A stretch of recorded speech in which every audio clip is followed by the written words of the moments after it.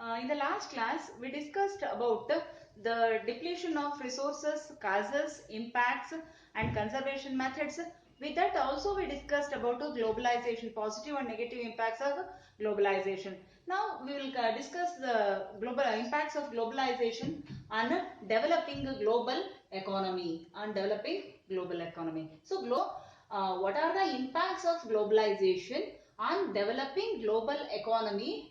So first thing is globalization. It not only opens the world trade, but also it leads to the development of advanced means of communication, internationalization of financial markets, growing importance of MNCs, that is multinational companies, and also population migration. It increases the mobility of the persons, capital, data, and ideas. Infections, diseases, and pollution levels will also increase.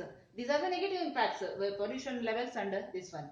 And with respect to India, how it will change? So globalization, definitely it opens the market to the different people, and especially economy, that is foreign direct investment by providing the facilities to foreign companies to invite different fields of economic activities in India. So, especially with respect to India, due to globalization, it provides the facilities to foreign companies to invite different fields or to invest in different fields of economic activities in India, removing the constraints or obstacles to entry, especially to entry of the MNCs, multinational companies in India, allowing the Indian companies to enter into the foreign collaborations, and encouraging them to set up the joint ventures abroad, and also it carrying out the massive import liberalization programs, tariffs and import duties restricted for the MNCs. What are the adverse effects of globalization on Indian economy?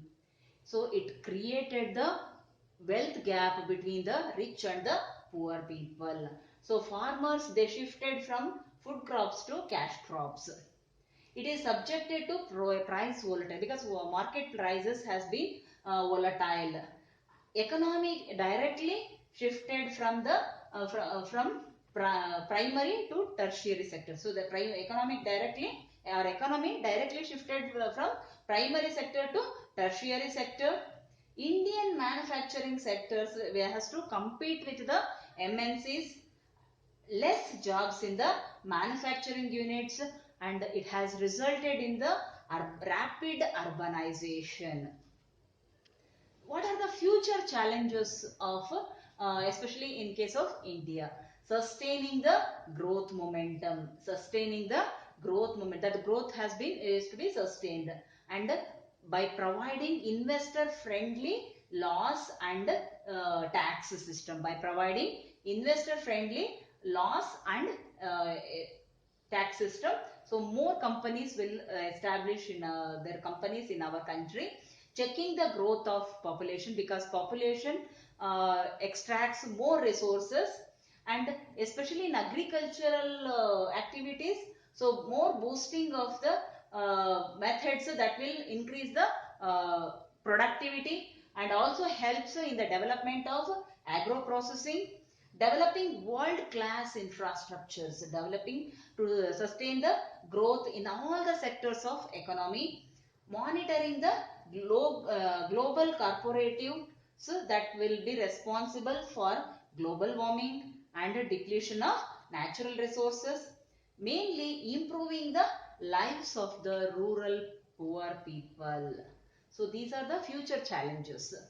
So now we will discuss about NGO, non-governmental organization. These NGOs will work for the betterment of the society, betterment of the environment, betterment of the people, child, woman, etc. So NGO, it is a legally constituted organization. It is a legally constituted organization created by a person or a group of people that will operate independently of any government.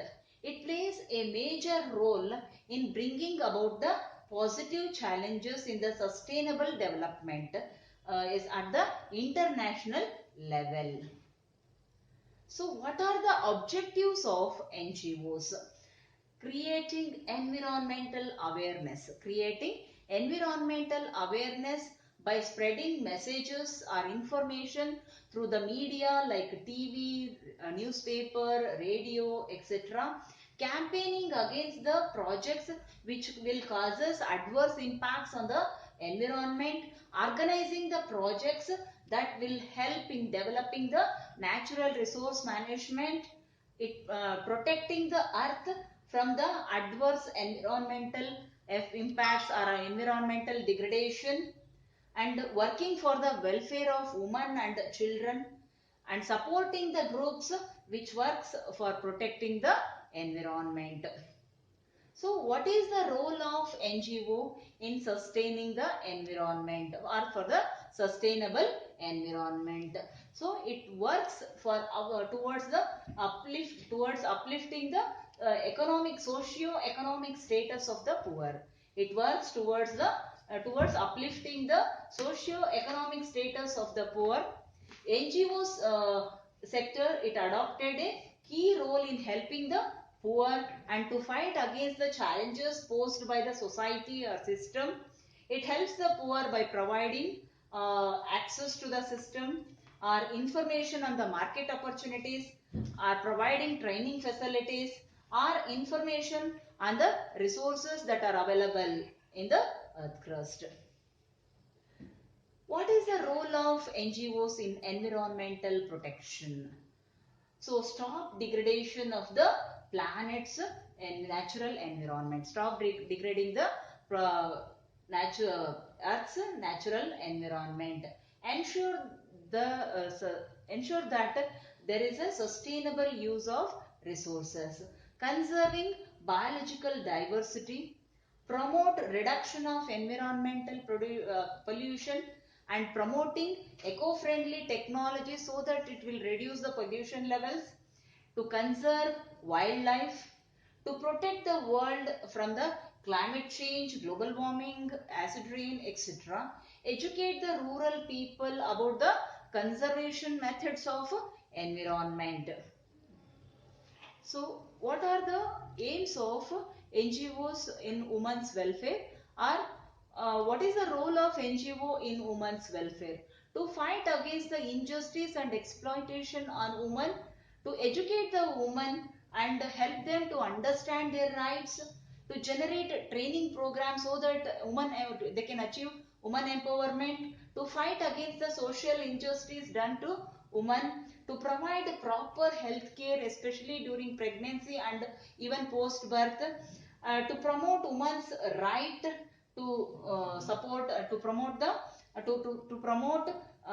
women's right and to support the action and participation of women as free individuals. So these are the important role.